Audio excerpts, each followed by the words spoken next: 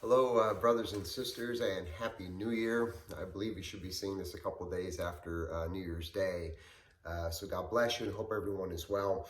I wanted to offer a word today from the book of 1 Samuel chapter 17. 1 Samuel chapter 17. It's a familiar historical account of the throwdown between David and Goliath.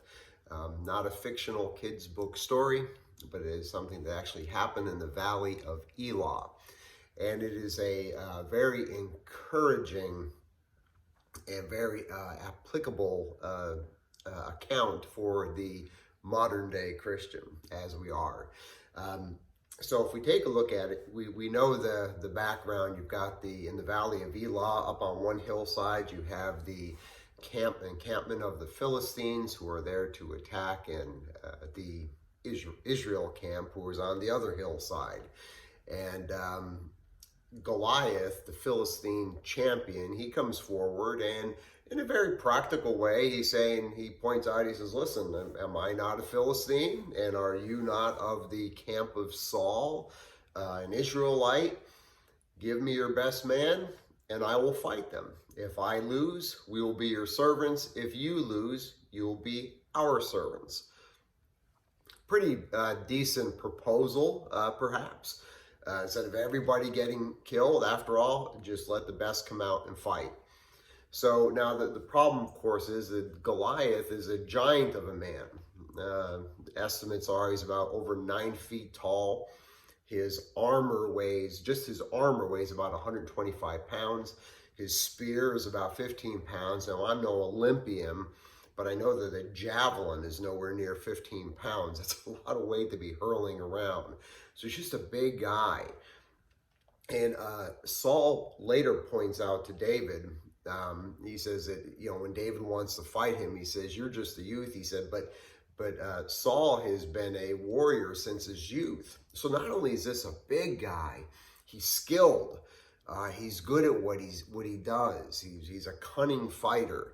And when you look at this, and I know in Christian folklore, we look and we see this great battle between good and evil, and it is very true. And when we consider our Goliath, the world today, not only is he big, and there's a big world system that sadly has turned against the Christian as it has in the past. We have a big influence, a big culture that is against what is good and is decent.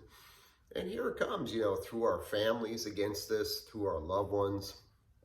Its effect in the church, its effect big time in government. And not only is it big, but it's very cunning, it's very crafty. It's able to use manipulate words and gossip and shed bad light on the people around us in our families. And often we are very hurt, not just by their size, but how good they are at what they do. There's no rules for people in government these days. We see with our current regime, how they are just using this system in a very crafty way against us. So it's quite a formidable enemy. The enemy of who's our enemy in this world, just as Goliath was up against the Philistines. So he's someone to be reckoned with. And it's interesting that Goliath gives this challenge. Send your biggest and your best out. Well, who do you think the biggest guy in the Israeli camp was? Now, the scripture doesn't point this out specifically, but we know that Saul was a big guy. The scriptures do point out in other passages that he's a head and shoulders above the rest of his peers. He's a big fella. He's not rising to this challenge. He's staying in the back lines. And I know it's frustrating for us, even in a geopolitical situation here, where we're looking and we expect our leaders to stand up against what's going on in this country. There's this movement that's very anti-God, very anti-American, and the people that we should be taking this battle on are not. And often even in our churches and our families, we got our matriarchs and patriarchs and pastors and elders, And often they're not taking up this fight either of things that are going on in our communities and in our families. Um, but Saul, he sits back. And then, of course, along comes David, who is there really to bring his brother's lunch. And he sees what's going on, and we know the story. But I love David's response. He hears the challenge from Goliath, and his response is that he says, "Who is this uncircumcised Philistine that defies the armies of God?" And that "of God" part is what we need to remember. We are the Lord's. It's not just the big Philistine against the big Israelite, or the Philistine army against the Israelite army, or world government, sinful culture against us. We are the people of God. We belong to Him. That is the key.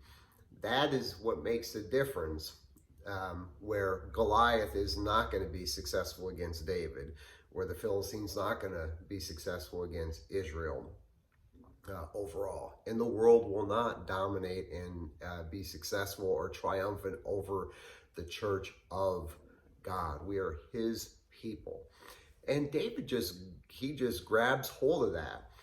And in a Christ-like fashion, where the armies of Israel are trembling. They are afraid of this guy. They are defeated already, and they haven't even, raised their sword. But David, under the power of God, he says, "Okay, listen, I'm going to take this battle on for you, and I'm going to win." And Christ has done that for you, for us, for you, for me. And it's not only that He's going to win; He already has. It's a defeat that has taken place on Calvary. He is a powerful God beyond what we can imagine, and He has us covered because we are His. And boy, we just, if we could cling to that and remember that, pick up a couple smooth stones and hurl away at our enemy. We do not need to be dismayed or fearful this coming year.